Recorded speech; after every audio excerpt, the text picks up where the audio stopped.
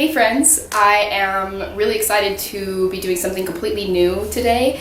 I know you're probably sick and tired of just seeing my face all the time, so today I'm here with my new friend Danny.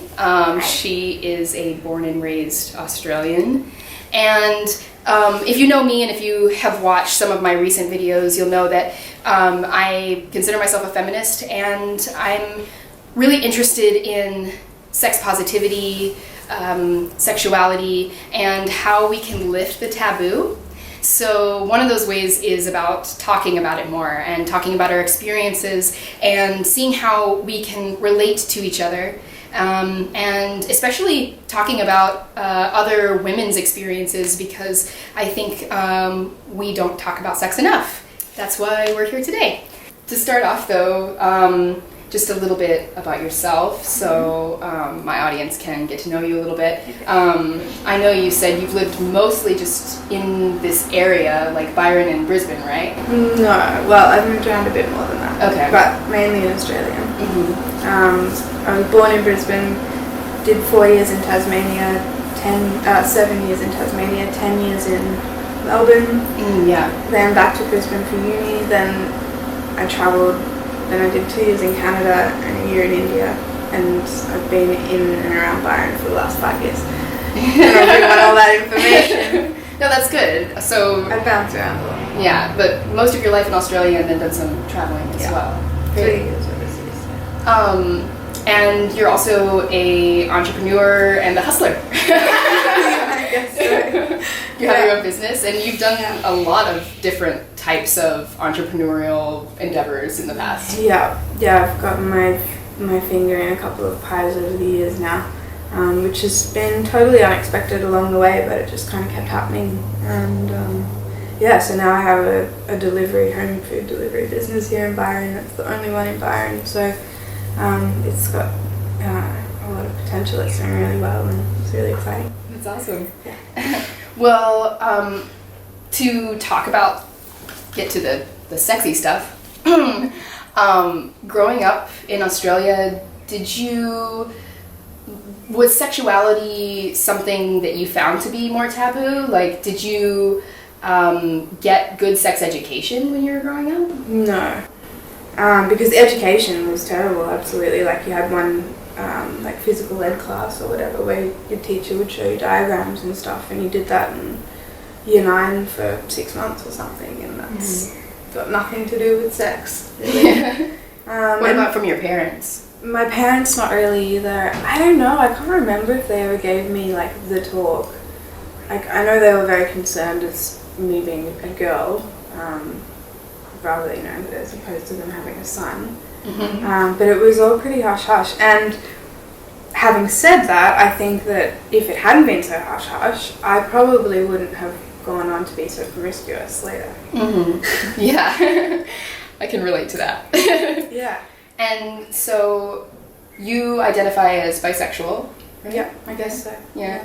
I mean, I'm not a big fan of labels myself, but... Yeah, but that works though. Yeah. And did you realize this like when you were younger, or? I don't know.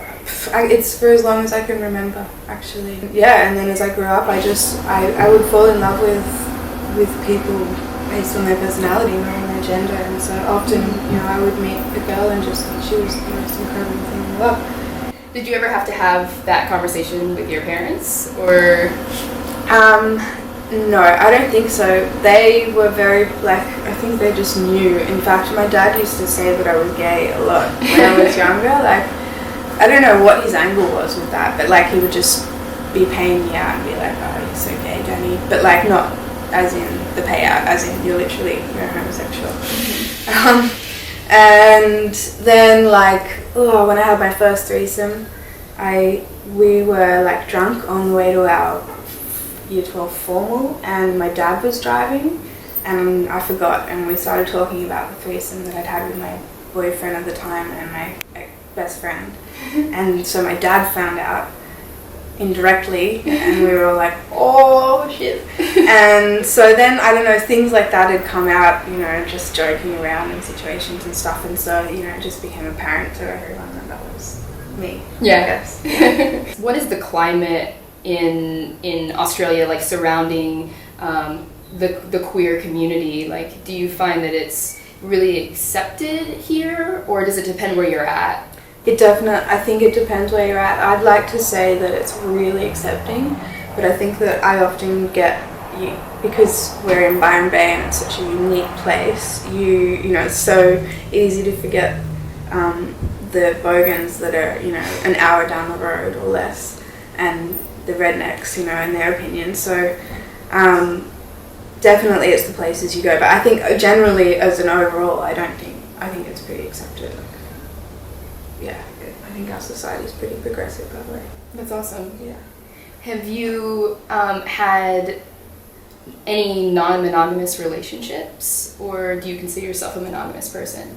No, I prefer non-monogamous relationships, but it has to be, I guess, it has to be based, with the right person and based on the right foundations and stuff, and that's not always been the case for me. So I've had, a couple of relationships where that wasn't an option that the guy was willing to explore, so I've been, monogamous, and I guess, ultimately in the long run ended up not with them, so, whether that means, but I would like to be in the kind of relationship that you could be completely open with each other, sleep with other people, still be each other's primary partners, and, life partners, but be able to explore your sexuality together and with other people. Yeah. So it makes perfect sense to me. And do you know other polyamorous couples? No, not really. But that's because, you're the first person I've met who labels themselves that.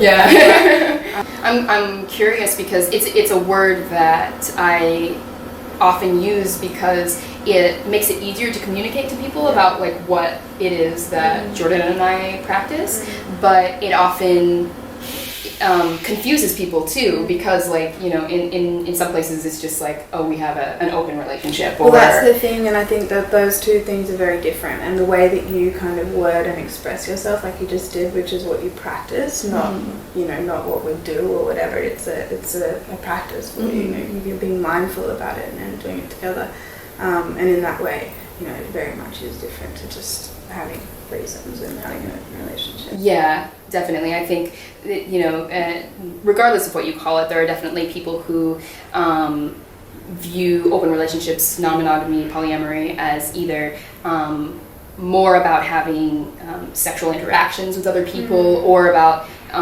really developing and encouraging loving relationships outside of the primary partnership.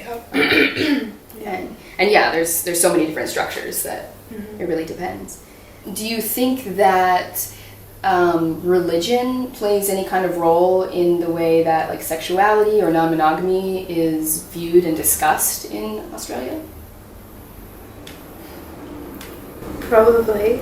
Again, I don't have any religious friends, and I'm sure if I was living in the city, Melbourne or Sydney, and I would be, it would be much more in my face. There's a lot more different groups of ethnicities and cross sections of everything happening down there, whereas here it's just a lot of hippies in the sun. So I generally would say no. I don't feel like Australia is that religious, really.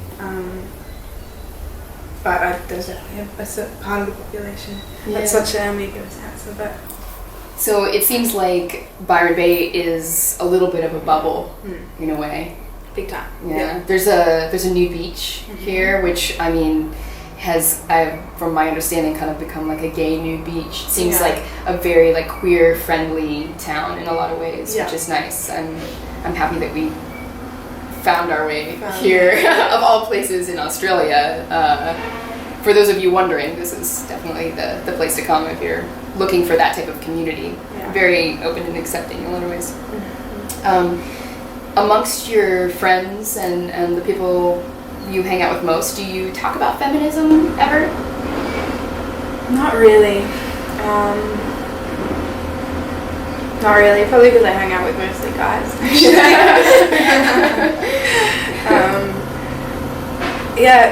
I can't say I really do, and I just I don't know, maybe if it's a cop-out, maybe, but I just don't feel like talking about it. I'd rather be doing stuff. Yeah. And I guess that's me being a feminist. Yeah. Like tiling the bathroom or installing a sink or building a desk or, working, whatever. Yeah. In what ways in your life do you feel like you are like a sex positive person? Sex positive. I don't know, what do you mean by that? Well, sex positive refers to like finding that any type of sexual expression is a good thing when it's consensual. So like, do you talk with your friends about your sexuality, your sexual experiences? Are you like open? Oh, absolutely. Yeah, with certain friends, it's all on the table for sure. Do you find yourself expressing your sexuality with people frequently? Lately, definitely, like I've calmed down a lot in the last few years. I used to feel, I guess, a lot more open and ready to give myself. Whereas I guess after a few times you get a bit wounded and maybe like a little bit less or more hesitant to put yourself out there. So I think in the last few years I've certainly calmed down and tried not to be putting my energy in so many different places and just directed towards different people in that way. So that's the journey I'm on at the moment, but I don't know what the future is. It's my understanding of sex positivity too that it's understanding when sex is healthy for us and when it's not. It's not just about being an overly sexual person. It's about not being sexual when that's what's right for you too. Well, I'm really grateful that I was able to chat with you about this, and thank you for being so open. And I am really excited to interview some more people in the future. So thank you for doing the first episode and opening that up, showing people that you can talk really freely and honestly, and we can be transparent about our sexuality and also be really intelligent, successful women and not be perceived in the way that the stereotype it has been perpetuated in the past. So thank you for that. Very much. Yeah. Cheers, guys. That was good. You nailed it. Sweet. I'm really sweaty now.